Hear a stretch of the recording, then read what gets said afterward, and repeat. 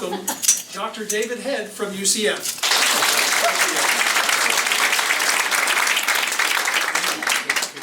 Well, thank you everyone for coming out. This is I'll say this is a much larger crowd than I was anticipating. There's a lot of people here, and I really do appreciate your patience as we were driving up from Orlando. So I'm here to talk about how a shipwreck in the early 18th century ignited what we know as the golden age of piracy. The age of piracy when the famous names like Blackbeard sailed the seas. What started that huge episode of piracy was a shipwreck off the coast of Florida. Okay. So this is the shipwreck. This is the inciting event here. There's a disaster on the morning of July 30th, 1715, when 12 ships of the Spanish treasure fleet, they were heading home from Spain. They had assembled in Havana, and they were going to sail together in convoy. The way you did it is you left Havana, you sailed up the channel between Florida on one side and the Bahamas on the other. You caught the jet stream, the Gulf Stream, not the jet stream. They'll get you home really fast. You would catch the Gulf Stream, and then that would arc your way back to Spain. That's the way it was done. Now, this was an especially valuable treasure fleet, because the Spanish usually sent the treasure fleet every year to bring the goods of Europe to the various colonies in South America, Central America, Mexico, and then pick up the gold and the silver and the emeralds and everything else that have been produced in the colonies. That had not happened in 4 years prior to the 1715 sailing, because a war at the time had disrupted the trade from the Caribbean back to Europe. So it was especially this stuff that's been sitting in the warehouses for 4 years collecting, and now they're going to send it all home at once. Okay? And of course, it sank. Okay? Right? So that's what happened. A little treasure. One ship alone, out of the 12, one ship alone had a cargo of 3 million silver coins in 1,300 chests. Wow, right? This is like, Scrooge McDuck swimming through the money bin kind of treasure here. Gold coins, gold bars, gold dust, gold in every version you can find. Emeralds, pearls, more, all kinds of stuff. July is early. That's early for hurricanes? Yeah. Yes. Yeah. Right? But they happen, right? It's June 1st through November 30th is hurricane season. But it happens, and a hurricane struck and sank all 12 of all the treasure ships, and left. There was one Dutch vessel that was sailing in company. Right? They're going together in convoy. And that one survived, and it's sailed back to Havana to say what happened. But all the treasure ships were lost. Okay? The wreckage is strewn from Cape Canaveral, okay, all the way down to Port St. Lucie. So what we know is the treasure coast of Florida, plus the coast here also. Okay. Also, you focus on the treasure, but also 1,000 men died. They're killed in the storm, drowned at sea. Yeah. I know we fixate on the glittering part of that, the treasure, but 1,000 men died in the accident as well. That means there's a literal fortune below the water. At the time, worth about 15 million pieces of 8.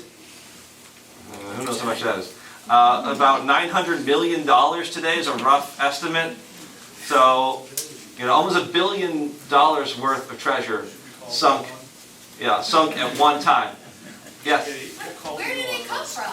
How did they get loaded on the boats? Where did all this money come from? Right, this is from the mines of Peru and lesser extent Mexico that have been mined from there. They're taking tons of this stuff out of there. Up in Potosi, right? That's the biggest silver mine. Also gold mines in Mexico, and then carted, right, to a port, and then picked up by the treasure fleet, and then they all come into Havana. So right. When you think, it's just staggering the scale, and the number of people involved in this, and they're not treated very well. Okay, so just incredible what they're doing. Okay, so that's some examples there of the coins. All right, over to that. Once I get the exciting incident, I got you hooked in here. I'm going to talk a little bit about the Pirates Caribbean, the geography of the Caribbean, and some of the imperial rivalries between Spain and the other European powers, and the backdrop from piracy. I'll talk about how the pirates came to swarm the coast of Florida, okay? Especially from Jamaica, Jamaican pirates. And finally, I'll talk about some of the unintended consequences and how this incident gave birth to the golden age of pirates. Okay? So that's the plan for today. First of all, the Pirates Caribbean. So this is Havana here.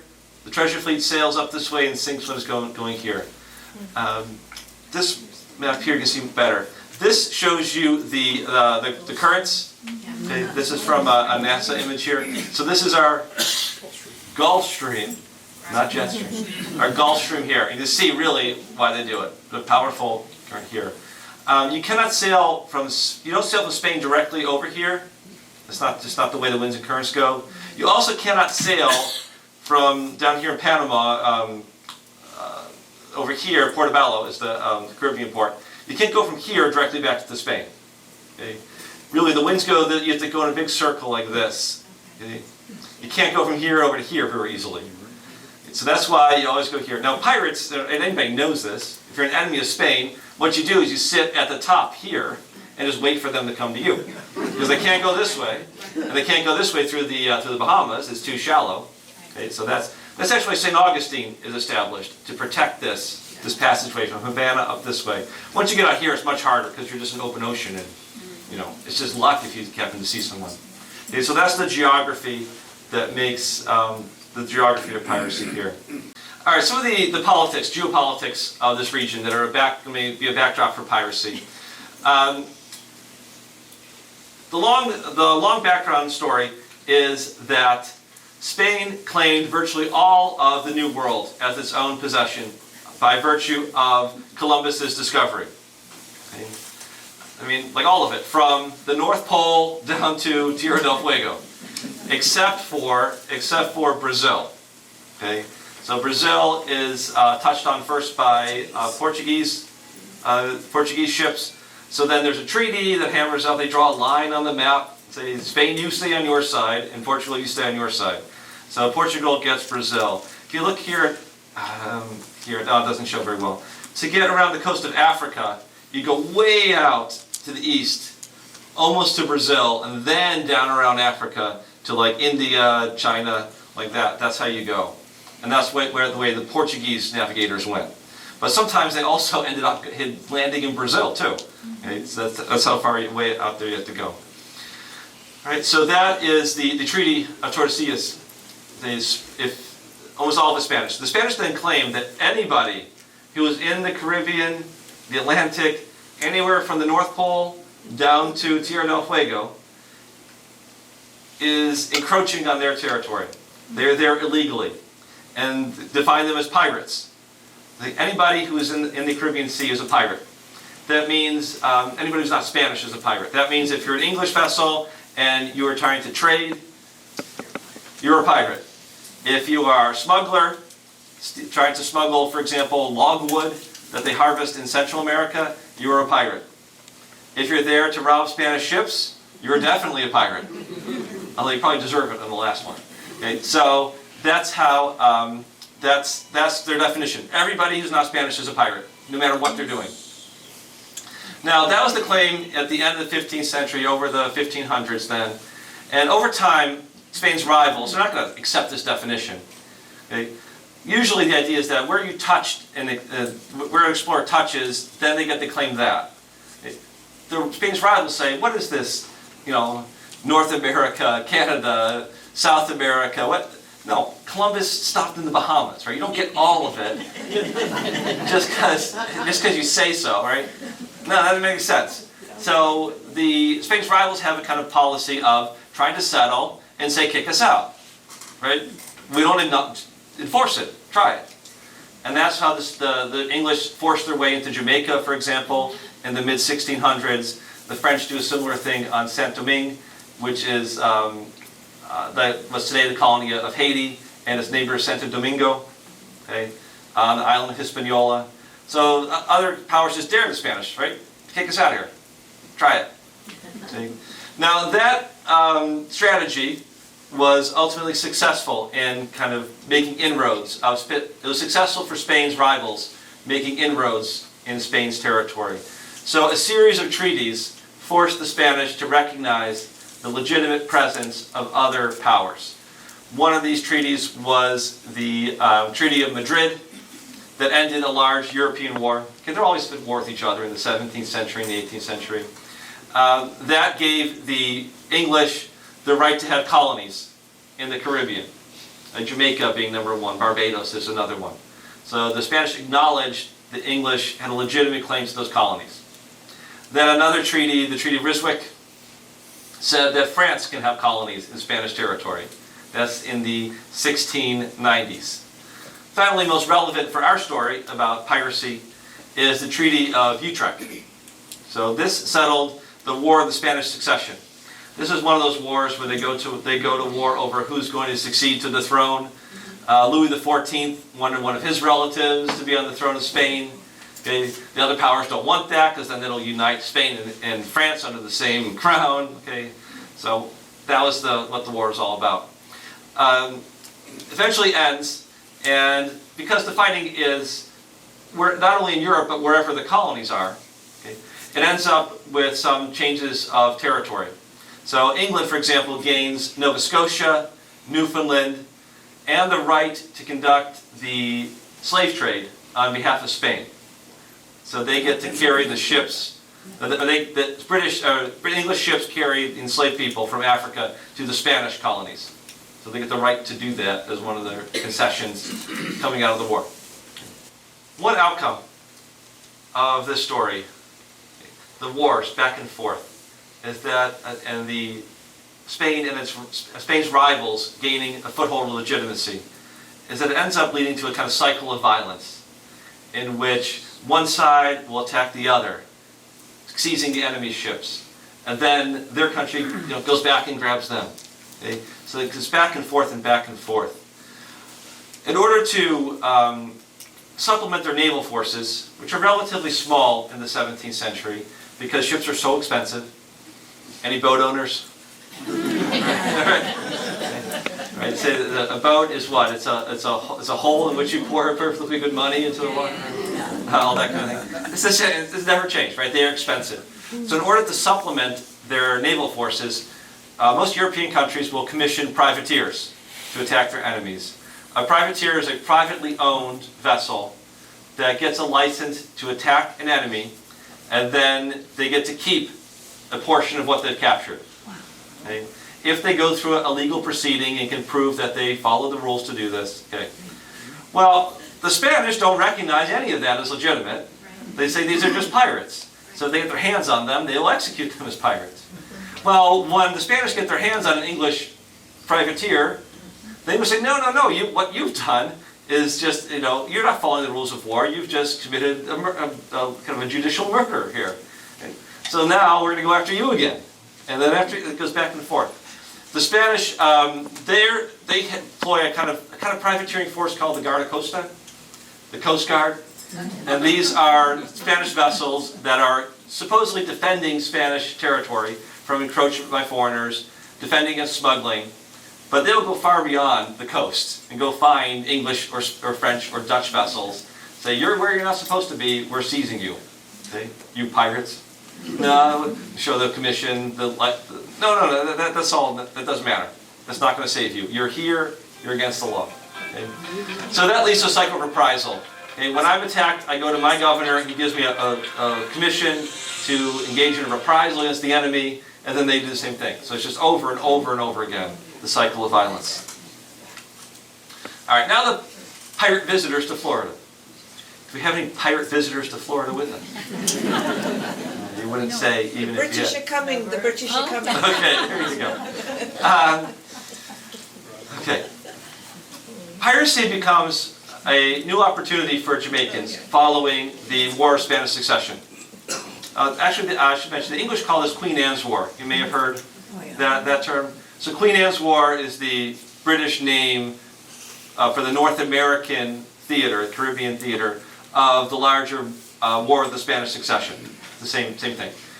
So during the War of Spanish Succession, Queen Anne's War, Jamaica had suffered Because the war actually disrupted the smuggling that Jamaica counted on doing with Spanish colonies. Now they weren't supposed to, the Spanish weren't supposed to let them, but during times of peace, when both sides got rich, what was a little smuggling between friends, right? You know, the Spanish liked it, they got to buy and sell the goods they wanted, the English liked it, okay? Everyone could just ignore that, they could tell the imperial authorities writing back to Madrid or to London, wow, this smuggling's really hard to suppress. We're doing a great job of it. There's less than last year. If you send us more resources, I'm sure we can do even better in the future. Right? That whole kind of thing, right? Just increase our budget and we'll go from there, right? But the wars, it's one thing to do that during times of peace. It's another thing to trade with the enemy.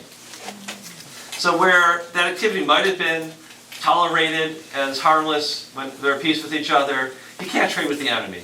That's something you can't hide nearly as well. It seems just a little bit more treasonous. So you can't really do that the same way. Okay? So it disrupted their smuggling operations. So the economy declined during the War of the Spanish Succession. After the war, you think you get back to smuggling again, but they don't. Part of this is because the peace terms between the Treaty of Utrecht, they had addressed this problem of smuggling, the problem from the imperial center, from London and Madrid. And they agreed to enforce the anti-smuggling laws, the trade restrictions, more rigorously than they had in the past. Which makes everybody happy in Europe, and makes people in Jamaica and in Mexico not so happy, or in Cuba not so happy, because their trade is being harmed. Okay? Another reason for the post-war slump is that the Spanish Guardacosta is active still. Okay?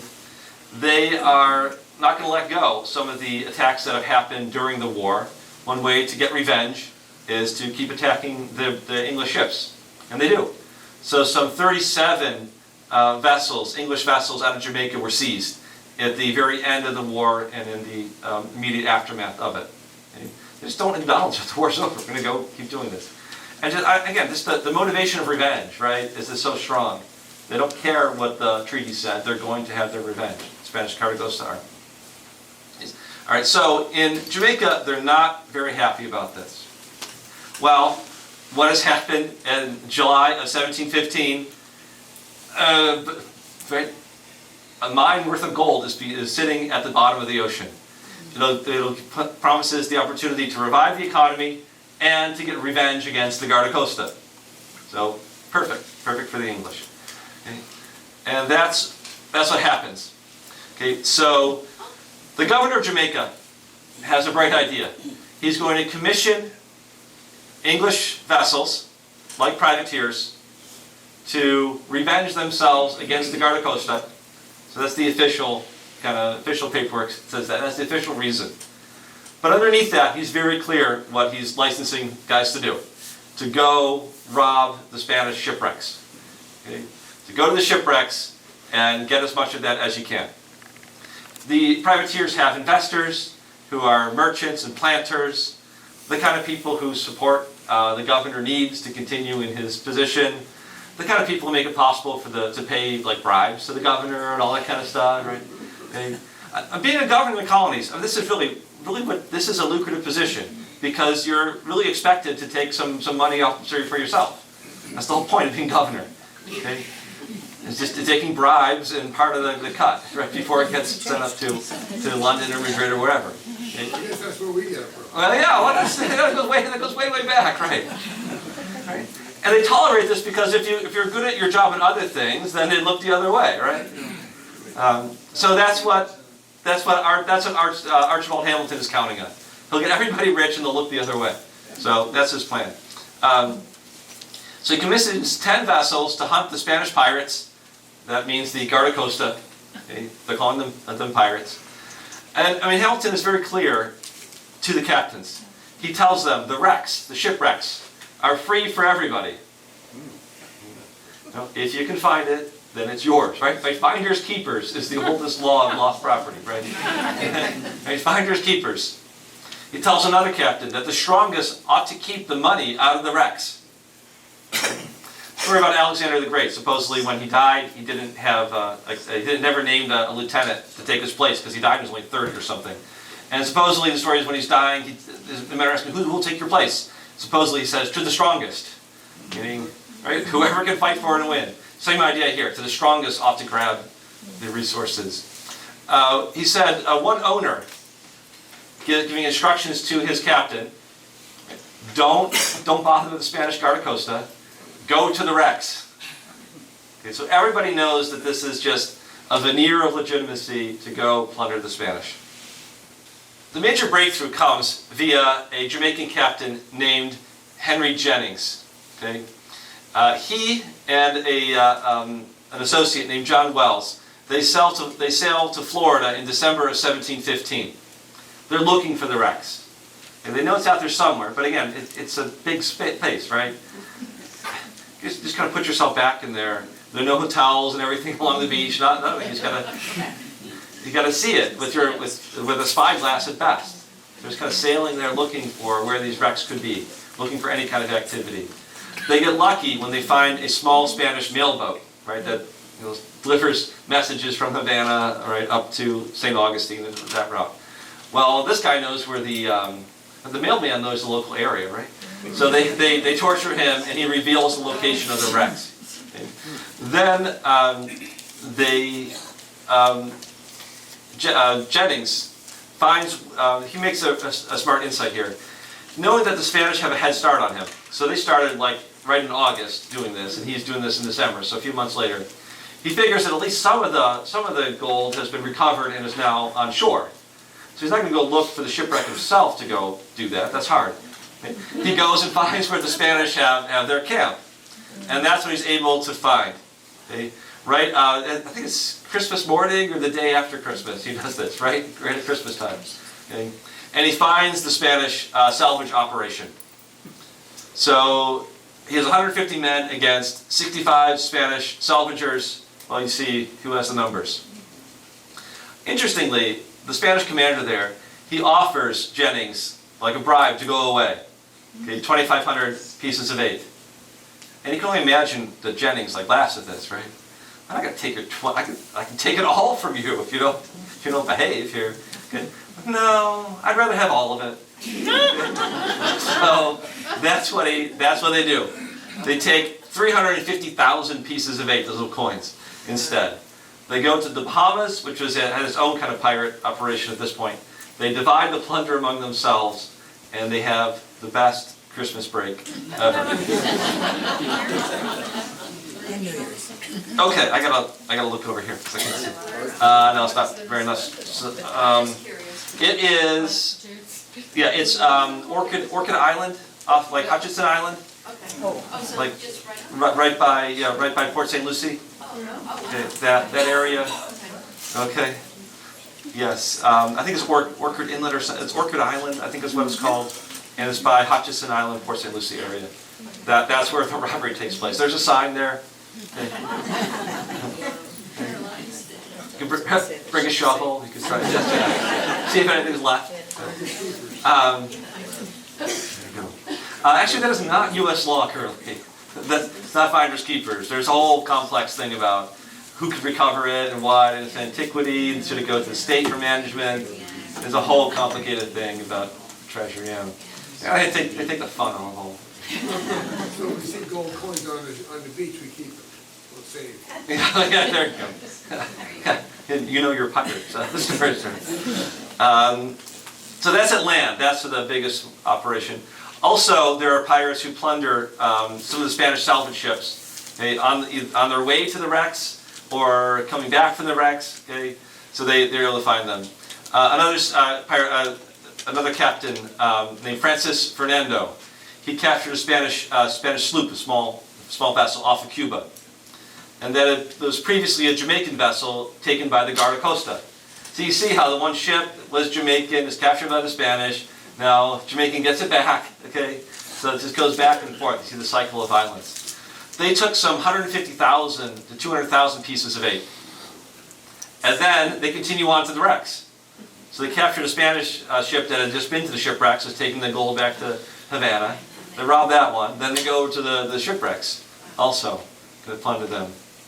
Then I mentioned in passing that there was a pirate settlement at the Bahamas. Okay, that's a separate but connected story. During the War of the Spanish Succession, the English government of the Bahamas had just collapsed.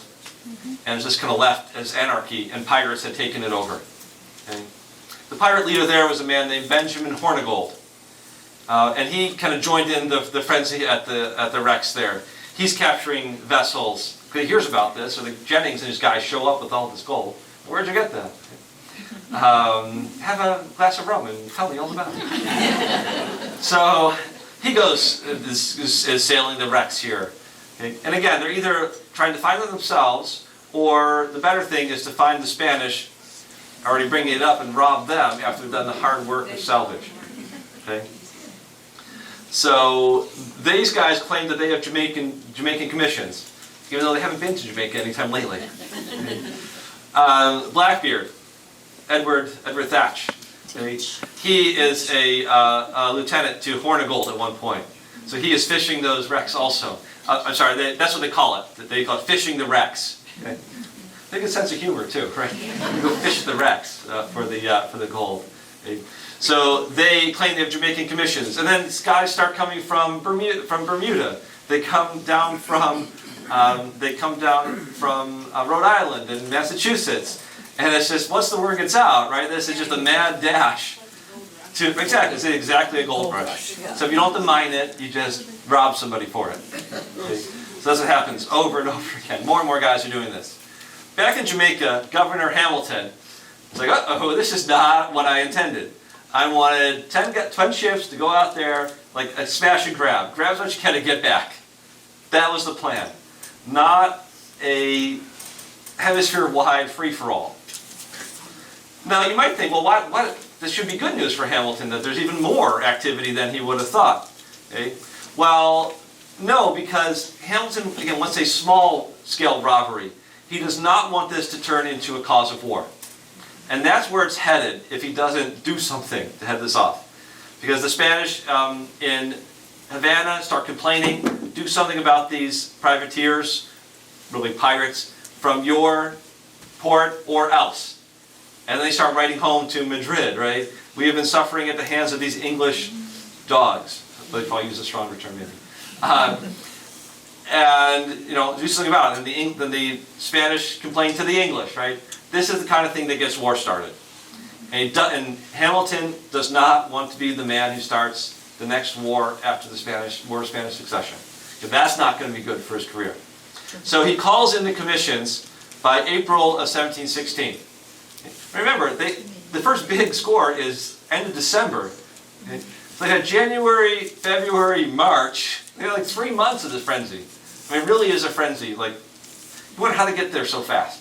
But I guess when there's gold, they get there fast. Okay, they'll like row the ship for the gold. So it does not last very long. All right. Okay. The aftermath. So you might be wondering, if this episode didn't last very long, how does this lead to this larger explosion of piracy? And classic figures like Blackbeard, like the women pirates Anne Bonny and Mary Read, like Bartholomew Roberts, you may have heard of him, and just many other pirates who were operating during this most famous episode of piracy. Well, what happens here is a little subtle, but it'll make sense once I tell the story here. So London cracks down on Jamaica. They crack down on Jamaica. Say, what are you doing, Governor Hamilton? Do not get us in a war with the Spanish. Absolutely do not want that. They don't want to go to war so that some Jamaican planters, colonists, who are, yuck colonists, not like in English, we're not going to go to war over this just so you guys can get rich. It's not what we're doing. So Governor Hamilton is removed. He's recalled to London, and he has a lot of explaining to do about how this got out of hand. He talks fast. I don't think he does any jail time. I don't remember offhand. At least it's not significant, and he can have a later career after this. Okay, so that's Hamilton is removed. Then there's a big investigation that happens. However, the new governor, his friends with the planters, that's where he needs the support from, and they're the ones who convene the body that's going to investigate. And of course, the planters and the merchants, they had a hand in all of this, but all of a sudden, they're shocked that there's any piracy happen. I don't know who put this idea into their minds. Not the owner who said, go to the wrecks. But it was those no good sailors. They did it, all on their own initiative. They're the ones you need to punish. Okay? And of course, the sailors they're generally low status. These are working men who are risking their lives at sea. They don't have property very much. Okay? They don't have the same social standing. They don't have the same connections. No one, up the food chain, no official is going to cry if those guys don't like it. So the commission of planters and merchants and politicians, they kind of collude to blame all of this on the sailors and their captains. It was all of their own idea. And we're just as mad about it as the Spanish are. We just can't imagine where they got this idea from. Okay. So the merchant planters board investigated. Some of them are punished, like fined and things like that. Some of the most egregious offenders. But generally, they escape from this unscathed. They have the get out of jail free card of their status and wealth. The unintended consequences then. So the sailors and captains, they end up resenting their authorities. Whatever loyalty they had to England, that vanishes very quickly, among some of them. Benjamin Vortigern actually has some vestigial loyalty, but someone like Blackbeard, right, he's going to declare war on all mankind. Okay? Plunder everybody that you can. That's the lesson that these sailors learned from this episode. You cannot trust any official. You have to look after yourself first. Okay? So, when the wealthy and the politically connected escape, the lower sort are left holding the bag, with very few silver coins in that bag. Okay? They then flee. They get out of Jamaica as fast as they can. If they haven't gone back to Jamaica yet, they definitely don't go back. They end up settling in the Bahamas, where there's this other pirate settlement, and the numbers of pirates there swells. Okay, so even men who thought that they were just doing their patriotic duty by despoiling the Spanish end up being pushed into a life of piracy. And not by their choice, but by just the larger politics that they ended up on the wrong side of. Okay? So the upside of all this is that there are many more, upshot, the conclusion of all this, is that there are many more pirates. So 2,000 pirates active in the summer of 1716. There's many, many more than there were the previous summer, before that shipwreck ever happened. And they're operating for the next, roughly the next decade, in one fashion or another. The numbers dwindle as you get later in the 1820s, but it's a huge explosion of violence in pirates. They're eager to attack all, including the British, maybe especially the British, to get revenge against the way that they had been treated. There are some captains with lingering loyalty, as I mentioned, Hornigold, Jennings, but they are kind of swept aside. Kind of the pirates with the best, who are able to attract the most followers, and then have the largest operations. Then they're the ones who have declared like everyone to be an enemy. The pirates are the enemy of all nations. We're going to attack anyone. That's Blackbeard. Sam Bellamy is another name that you may have heard of previously. They're going to attack everyone and anyone they can get their hands on. That's where you lead to the Caribbean of pirates. Okay. See how I very cleverly changed the word order there? From pirates to the Caribbean. That's where you and then have I guess that's not so clever if I have to point it out. I'm proud of it. So. That's where you end up with a Caribbean full of pirates. It was the shipwreck and the bonanza, right, of gold, but also the way that they're treated by British authorities turned them against Britain and encouraged them to engage in piracy for, I was going to say, about a lifelong pursuit. That life may not be very long, okay? But I feel like that's the only option they have, because all legitimate avenues have been closed to them by the treachery of the British officials. Okay. So that brings me to the end of my presentation here. So again, thank you so much for coming out tonight. I have my contact information here. So if you are falling asleep tonight and all of a sudden you bolt upright, that's why I've always wanted to ask about Blackbeard. you can roll over and go back to sleep because you can contact me in the morning. And well, thank you very much again for coming.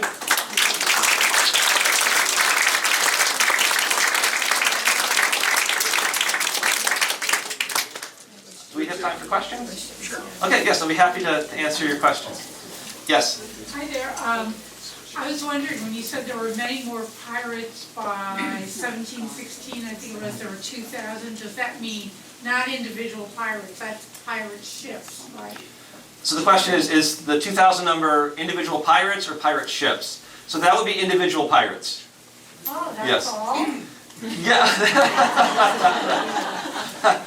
A good thing I saved that for the end and not the beginning. Yes, it doesn't seem like, right, it doesn't seem like a lot, but the scale, just the scale of European operations is so much smaller than you might imagine. A place like Virginia, for example, that has like the largest of the 13 original colonies, I mean, at this point it has several 100,000, and that includes African American enslaved people. It's not like London or Paris or anything like that at the same time. It's not like some of the Native American groups at the same time, who though drastically reduced the numbers from 1400s, right, they still have a large population in Florida. It's mostly Native Americans at this point. Okay, so just the scale is so much smaller than you might imagine. So even 2,000 men as pirates, that's a pretty big number. Okay, it's a pretty big size of the overall European population. I make a mental note to find what the population of Jamaica is and make it a good comparison. That would be a good fair comparison. But yeah, so and again, just 2,000 ships would just be, that has to be more than all, that's got to be more than all European ships in operation in the Caribbean in 1716. Okay. I have a question. Okay, one person back there, I think spotted first, and then I'll wait for I had a report. two-part question. Okay. Are they still finding any treasure off the coast? And if so, how deep are the wrecks? Yeah, so I see stories periodically. And where are they? Where are they on the map?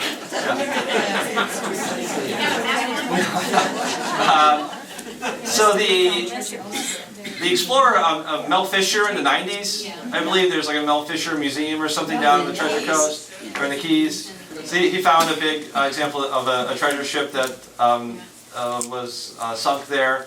I saw recently, last year maybe, there's a story about a wreck off the coast of Colombia, where I think they've known about it for a while. Then the Colombian government made a decision to try and salvage it, to try and bring it as this enormous number of emeralds and things like that. So yeah, you do periodically hear of wrecks being found. It is shallow enough to be able to recover using 18th century technology. Well, I suppose all that was probably recovered a long time ago. The stuff that they couldn't touch back then, it's got to be deeper. So that's probably what's left. So maybe. So, yes. Somebody here, and then I think over here. You talked a little about the loot. It just seems enormous amount, the pieces of 8 and all. Can you amplify on that? I can't. Honest, no, I can't even imagine how big that must be. Like I mean, how heavy is each piece? Yeah. Right. No. So that's a great question. So they know roughly how much left. Roughly. I don't know, because the records were probably falsified, so it could get a bribe. I don't know how much has actually been recovered. That's a great question. Yeah. So. Generally, how many liberated women pirates were there? So there are records of, there are 2 famous women pirates operating in this period. We know for sure, Anne Bonny and Mary Read. Okay, so both of them had gone to sea disguised as men. Okay, and Anne Bonny, she falls in love with a sailor, Jack Rackham. Okay. And goes aboard his ship disguised as a pirate, and then disguised as a man, his pirate ship. And somehow they happen to capture a merchant ship that has a woman on that ship disguised as a man, serving as a sailor. Like of all the ships in the world to capture. So those are the 2 best documented. There are other examples of, like in Ireland, or if you want to go further afield into China. Now, where women are participating in piracy is often as the buyers of pirate goods. Okay? So that then gets defined as piracy. So consorting and buying goods from pirates becomes, in the early 1700s, piracy itself, also punishable by execution. And women are the ones who are going to market and they're buying the cloth and all that kind of thing, the calico for their fancy dresses to the ball. They're one buying that pirated goods. So in that sense, right, women are participating in piracy fairly often, but not in the sense of being aboard the ship and swinging the sword and all that kind of thing. Less often than that. Think back here, then back here. In regards to the finding, my family owned a place on the beach in Vero Beach, and we were actually there in 2015 when they found 350 gold coins from these shipwrecks. Wow. And they were right, literally, like off the beach. They were waist high Wow. when the truck came. It was crazy with the people coming in with all the metal detectors. Oh yeah, It's insanity. So they had that big boat that sucked the sand in, and they were, but it was right on the shore, and that's where they found. Yeah, it's incredible. So the sea is just constantly moving. The land underneath the sea is all turning up. Wow, that's great. There's a 300th anniversary edition of the gold coins that were found. Someone here, and then I'll work over here. Okay. During all this transition of the fighting of the various countries and over a period of time, what location was the rule set in? Were they England, Spain, France? So they're negotiated, so the treaties are negotiated in the various towns, the cities. That's where the diplomats from the various powers are meeting. So they met in Madrid. Okay? They met in Ryswyk, is I think in the Netherlands. Utrecht is in the Netherlands. Like the Treaty of Paris that ends the American Revolution. It's negotiated in Paris. Okay? So that's where they are. That's where they're meeting and setting those agreements. How long would it take a mail ship? Well, yeah, it takes 6 weeks, 8 weeks, or it gets lost at sea, and then it takes 4 months. Yeah. Communication is not fast, right? That's why these officials can kind of operate semi-autonomously, right? Because as long as they can tell a believable enough lie to authorities at home, they get left alone. Over here, yes. The treasures that may be recovered now, do they belong to the state of Florida? Or Yeah, I don't know. I don't know what the law is, honestly. I looked into it once and my head started to hurt. And that's why I did not go to law school. So yeah, honestly, I would check with if there's an admiralty lawyer anywhere. Do they teach admiralty law at UF? They should. I don't know what the laws are. Yeah. How much of the gold was raw gold versus how much was taken away from the indigenous people? So it's both, and it's really, they're also forcing indigenous people to work in the mines, right? So the indigenous are enslaved to dig the gold out of the mines. Okay? So I think by the 16th century for sure, 17th century, this is all gold that's been mined. They've already taken it all away from the natives. And this is gold that's being mined by natives who have been enslaved. Especially in Potosi, this is in Bolivia today, a couple miles up there. It's truly miserable. So I would encourage you to read about it, but then it's so kind of disturbing that maybe not read about it, unless you have a tough stomach. Yes? Were the pieces of eight minted? Yeah, so they have mines in the New World. They have a couple of mines. Not mines, mints. Yeah, they mint. Yeah, if you go back to, they minted it. Yeah. So that was their stamp of. Right. This is the royal seal. Okay, the royal seal here. Spain, yes. You see the lions. I don't know if you know the Spain, right? The lions here, right? Or a griffin. I can't tell. And then, this is the Spanish royal seal here. Okay. And then I'm sure that means something. Okay. It's the 8, right? Piece of 8. That's where we get our dollar sign from. Right? It's the right. It's the seal for the pieces of 8. Yeah. It's right. Moved around there. And you can see the mark here. This is silver, 1715.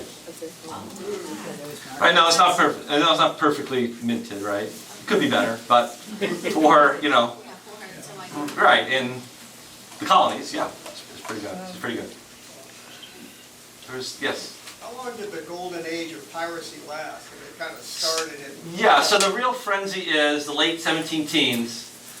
Then, as you get into the 1720s, 1722, a number of factors come together.